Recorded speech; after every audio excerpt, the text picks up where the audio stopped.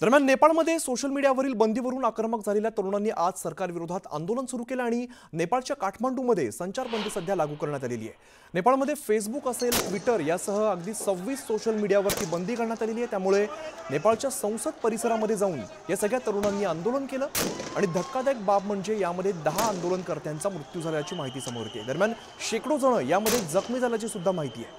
नेपाळमध्ये हजारो जेनझी मुलं आणि मुली हे सरकारच्या विरोधामध्ये रस्त्यावरती उतरल्याचं सध्या चित्र आपल्याला बघायला मिळते। विविध दृश्य आपण सध्या बघतोय।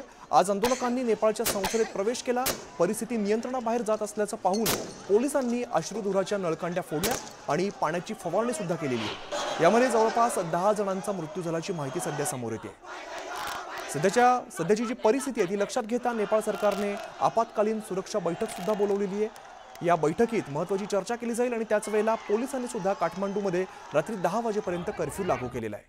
काठमांडूमध्ये झालेल्या हिंसक निदर्शनांच्या पार्श्वभूमीवर सैन्य सुद्धा तैनात केलं आहे। तर नेपाळ पोलिसांच्या मते 12,000पेक्षा अधिक जे आंदोलनकर्ते ते सध्या रस्त्यावरती आहेत आणि त्यांनी संसदेच्या गेट क्रमांक 1 आणि 2 वरती ताबा मिळवल्याची माहिती सुद्धा तिकडनं आपल्याला बघायला मिळते।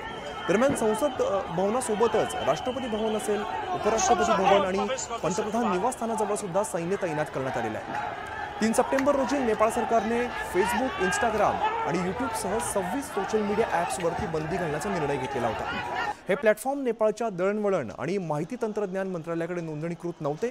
त्यामुळे मंत्रालयाने त्यांना 28 ऑगस्टपासून 7 दिवसांची मुदत दिलेली होती।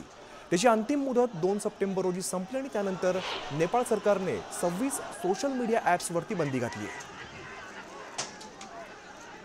नेपाळच्या काठमांडूमधली आपण ही सगळी दृश्य बघतोय। मोठ्या प्रमाणात आंदोलनकर्ते सुद्धा जखमी झाल्याची सध्या चित्र समोर येत आहेत। 10 जणांचा मृत्यू झाल्याची माहिती समोर येते। मोठ्या प्रमाणात दगडफेक होताना आपल्याला बघायला मिळते। दरम्यान पोलिसांनी सुद्धा अश्रुधुराचा वापर केला, पाण्याची फवारणी केली, आंदोलनकर्त्यांना शांत करण्याचा प्रयत्न केला। मात्र जमाव अतिशय मोठ्या संख्येने आपल्याला बघायला मिळतोय। नेपाळची जेनझी मुलं मुली मोठ्या प्रमाणात सरकार विरोधात रस्त्यावरती उतरल्याचं चित्र सध्या आपल्याला बघायला मिळत आहे। पोलिसांकडून बळाचा वापर केला जातोय। परिस्थिती नियंत्रणात आणण्यासाठी शर्थीचे प्रयत्न केले जात आहेत। मात्र ही तरुणाई सगळी जी आहे ती मोठ्या प्रमाणात रस्त्यावरती उतरल्याचं आपल्याला बघायला मिळत आहे। दरम्यान काठमांडूमध्ये सध्या संचारबंदी आहे। मात्र या पोलिसांच्या गोळीबारामध्ये 10 जणांचा मृत्यू झाल्याची माहिती समोर येते। तर हजारो युवकांचं रस्त्यावरती उतरून अजून सुद्धा आंदोलन सुरू आहे। मोठ्या प्रमाणात पोलीस बंदोबस्त असेल किंवा सैन्यबळाचा वापर सुद्धा यावेळेला नेपाळमध्ये करण्यात आलेला आहे। कारण तरुणाई आहे तिला शांत करण्यासाठी मोठ्या प्रमाणात पोलिसांची शक्ती सुद्धा वापरावी लागलेली आहे। आंदोलक नेपाळच्या संसदेत घुसलेत, त्यामुळे आता सगळ्या परिसरामध्ये संचारबंदी लागू केलेली आहे। दरम्यान पोलिसांनी जेव्हा गोळीबार केला त्यामध्ये 10 आंदोलकांचा मृत्यू झालेला आहे। शैलेंद्र देवळणकर सध्या आपल्यासोबत आहेत, त्यांच्याशी बोलूया। चिंतेची बाब आहे, एवढ्या मोठ्या प्रमाणावरती युवक हे रस्त्यावरती उतरलेले आहेत। एक पद्धतीची युवा क्रांती अशा स्वरूपाचं या दृष्टिकोनातून याकडे बघता येईल। हा व्हायलंट होतोय आणि सगळे हिंसक होतो आहे। त्याच्या विरोधामध्ये शूट ॲट साईटचे ऑर्डर्स हे नेपाळ गव्हर्नमेंटकडनं दिले गेलेले आहेत आणि निश्चितपणे ही चिंतेची बाब आहे। याच्यातला त्यांच्या ज्या प्रामुख्याने 2 मागण्या आहेत त्यामधला एक तर ज्या ओली गव्हर्नमेंटनी सोशल मीडिया ॲप बॅन केलेले आहेत, हे जे social media app 26 social media app ban केले ज्याच्यात फेसबुक, यूट्यूबचा समावेश आहे, ज्यामुळे तरुणांना अभिव्यक्ती स्वातंत्र्यावरती निर्बंध आलेले आहेत, त्याच्या विरोधामध्ये प्रोटेस्ट। आणि दुसरा महत्त्वाचा मुद्दा म्हणजे ओली गव्हर्नमेंटच्या अंतर्गत जे वाढतं भ्रष्टाचार आहे त्याच्या विरोधामध्ये देखील हे आंदोलन एकत्र आल्याचं आपल्याला दिसून येतं। आपल्यासाठी हे यासाठी पण चिंतेचं आहे की गेल्या 2 वर्षांमध्ये ही दुसरी घटना आहे ज्यावेळेला युवक इतक्या मोठ्या प्रमाणावरती रस्त्यामध्ये येत आहेत। 2 वर्षांपूर्वी बांगलादेशमध्ये काय घडलं हे आपण सगळ्यांनी बघितलं होतं। त्याच्या माध्यमातून तिथं राजकीय स्थित्यंतर हे देखील मोठ्या प्रमाणावरती घडून आलेलं होतं आणि आता दुसरा दक्षिण आशियातला हा देश आहे, आपला शेजारी देश आहे, ज्यामध्ये असं होत आहे। अर्थात याच्या मागे नेमकं कोण आहे एवढ्या स्पॉन्टेनियसली, कारण कालपर्यंत काहीच नव्हतं, अचानक एवढ्या मोठ्या प्रमाणावरती तरुण कसे काय रस्त्यावरती आले, मग याच्या मागे कोणती तरी एखादी संघटित विचारसरणी याच्या पाठीशी आहे का, हे ऑर्गनाइज्ड आहे का, हे देखील विचार करणं गरजेचं आहे।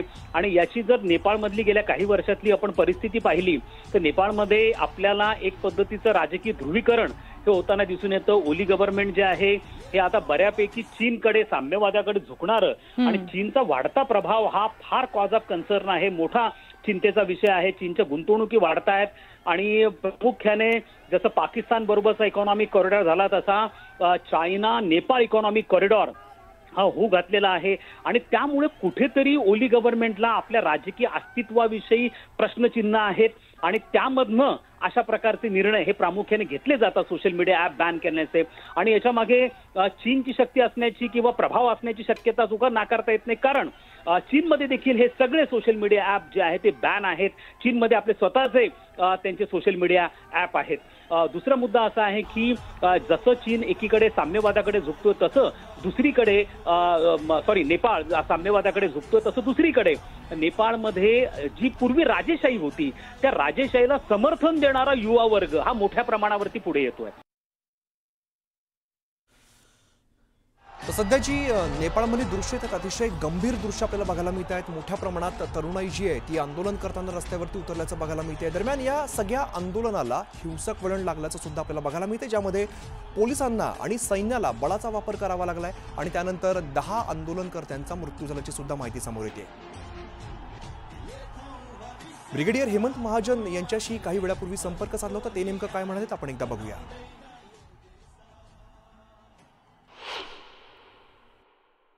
असं आहे, नेपाळने सोशल मीडिया बॅन केली कारण या सोशल मीडिया जी आहे म्हणजे फेसबुक असो की इंस्टाग्राम असो की यूट्यूब असो की व्हॉट्सअप असो, त्यांना सांगण्यात आलं होतं की तुम्ही अनऑथराईज काम करू शकत नाही, तुम्हाला आमच्या सरकारकडे रजिस्टर स्वतःला करावं लागेल आणि याच्याशिवाय जे नेपाळचे कायदे असतात त्याप्रमाणे तुम्हाला काम करावं लागेल, कारण कुठलीही सोशल मीडिया ज्या देशामध्ये ती काम करते त्याच्यापेक्षा मोठी नसते, त्यांना त्या देशाचे कायदे फॉलो करावे लागतात.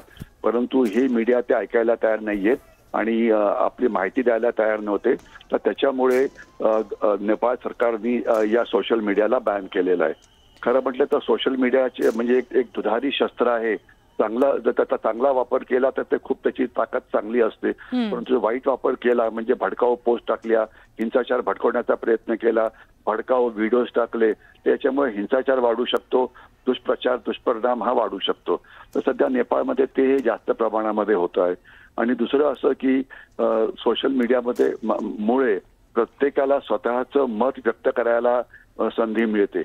हे चांगलं हे वाईट अशा वेळेला होतं ज्या वेळेला तुमचं मत सरकारच्या विरोधात जातं, तुमचं मत सोसायटीच्या विरोधात जातं, तुम्ही काहीतरी भडकाऊ काहीतरी गोष्टी टाकता की हा माणूस करप्ट आहे, परंतु तुमच्याकडे ते बोलायला काही पुरावा काहीच नसतो की हा माणूस नालायक आहे, म्हणजे असभ्य भाषा वापरायची. तर हे काही म्हणजे ते बरोबर नाही ना. म्हणजे सोशल मीडियाचा जर रिस्पॉन्सिबली वापर केला तर सोशल मीडिया चांगली गोष्ट आहे, परंतु ज्याला इरिस्पॉन्सिबली वापर केला जातो त्यावेळेला ती सोशल मीडिया ही देशाकरता किंवा कोणाकरता ती शत्रू बनते. नेपाळमध्ये ते तसं झालेलं आहे.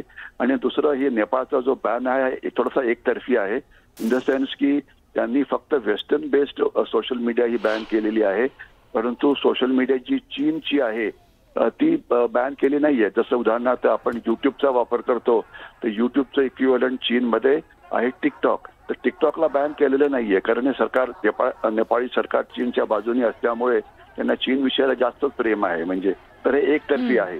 आणि जे सोशल मीडिया बॅन झाली तर म्हणजे काही त्याला काय म्हणायचं की आकाश कोसळलं असं नाही, परंतु आता आजकाल काय झालेलं आहे की सगळ्यांना सोशल मीडियाचा एवढा वापर करायची सवय लागलेली आहे